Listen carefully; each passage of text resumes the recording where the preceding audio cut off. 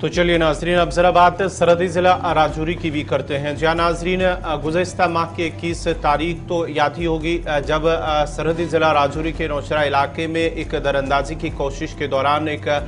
जो दरअंदाज है उसे गिरफ्तार किया गया, जख्मी हालत में उसे गिरफ्तार किया गया और चंद रोज़ तक वो ज़ेर इलाज रहने के बाद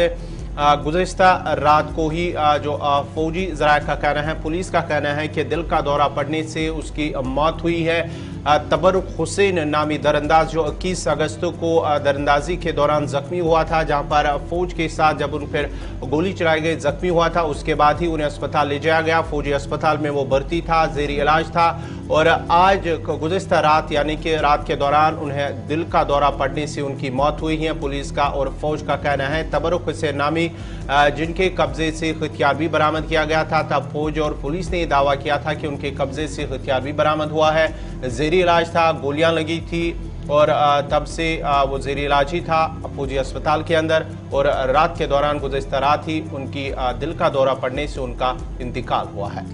साल 2016 में अपने भाई के साथ भी इसने पहले दरअंदाजी एक बार की थी, फिर कहा गया था गलती से इसने सरहद अबूर कर ली है। 2 साल तक तकरीबन सजा काटने के बाद इसे वापस पाकिस्तानी हुकाम के हवाले कर दिया गया था। तबारक हुसैन जो कि उस वक्त जिसने गुलिस्तान न्यूज नुमाइंदे से भी बात की थी, फौज ने इजाजत दी थी कि सभी बात कर सकते हैं, मिलिट्री हॉस्पिटल में ज़ेरे इलाज था। मोहम्मद यूसुफ नाम का कोई आर्मी कैप्टन जो इस तबारक हुसैन के खुलासे के बकौल या के मुताबिक या तबारक के बकौल जो उन्होंने बताया था कि उस वक्त फौज की तरफ से भी बताया गया कि यूसुफ नाम का कोई पाकिस्तानी आर्मी जनरल है या कोई ऑफिसर है कर्नल रैंक का, उसकी तरफ से 30,000 रुपये उसे दिए गए कि तू इंडियन आर्मी पर जाकर हमला करेगा या भारतीय तंसीबात के करीब जाकर दहलाने की कोशिश करेगा, तो फॉरवर्ड पोस्ट के आसपास ये सारी चीजें करनी थी। 22 अगस्त को गिरफ्तार किया गया। दाएं हाथ में बल्कि बाएं हाथ में और दाएं टांग में गोली भी लगी थी, जख्मी हालत में इलाज चल रहा था, लेकिन PRO डिफेंस जम्मू की तरफ से अब इतला दी गई है कि देर शाम इसने दम तोड़ दिया। इलाज के दौरान ही दिल का दौरा पड़ने से तबारक की मौत हुई। तबारक ने उस वक्त जो कुछ कहा था उसी खुलासे पर तहकीकात हो रही थी, कुछ और गिरफ्तारियां भी आने वाले दिनों में की जा सकती थी, इस तरह की इतला थी, लेकिन फिलहाल तबारक जो कि अब जिसकी मौत हो चुकी है, अब उसकी लाश को वापस पाकिस्तान के हवाले किया जा सकता है, जिसके बाद वापस उसके बुरसा तक उसे पहुंचाया जाएगा।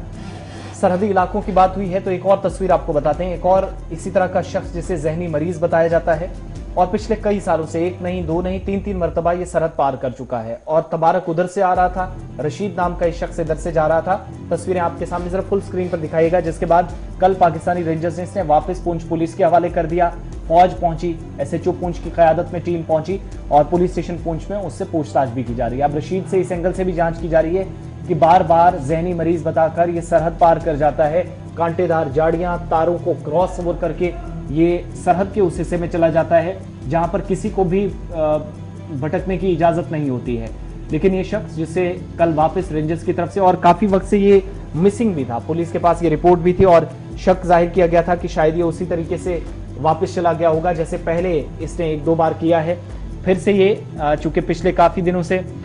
लापता था, पुलिस के पास जानकारी थी। देगवार पुंछ का ये रहने वाला है, पिछले 4 दिनों से लापता था।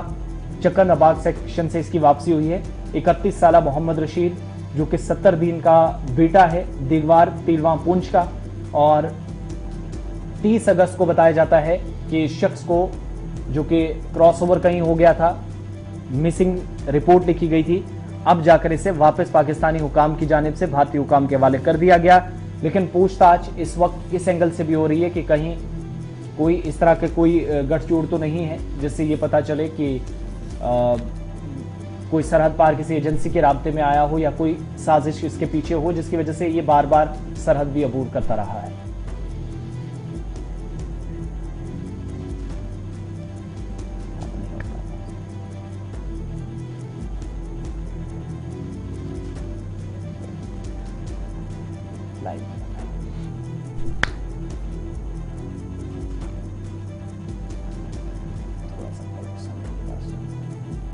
चलिए हमारे साथ पुंछ से सन्नी शर्मा है, सन्नी के पास चलते मजीद तफसीलात के लिए। एक तरफ राजौरी के अंदर जो गिरफ्तार शख्स था जिसको फिदाई करार दिया गया था उसकी मौत हुई है, वहीं पुंछ के अंदर इस शहरी को वापस लाया गया है। लेकिन ये जानना भी जरूरी है, जो तहकीकात हो रही है कि ये बार बार बॉर्डर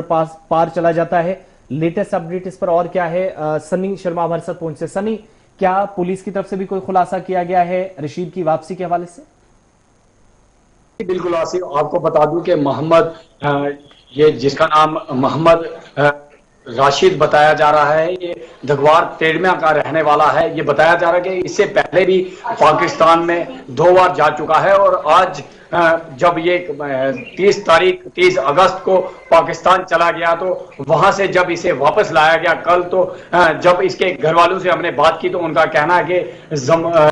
दिमागी परेशानी की वजह से ये जो है एलओसी क्रॉस कर जाता है और बार बार ये एलओसी ही क्रॉस करता है, पुंछ की तरफ नहीं आता या किसी और गांव में नहीं जाता, एलओसी पार करके रही हर बार पाकिस्तान चला जाता है। वो कहीं चिंता की बात है क्योंकि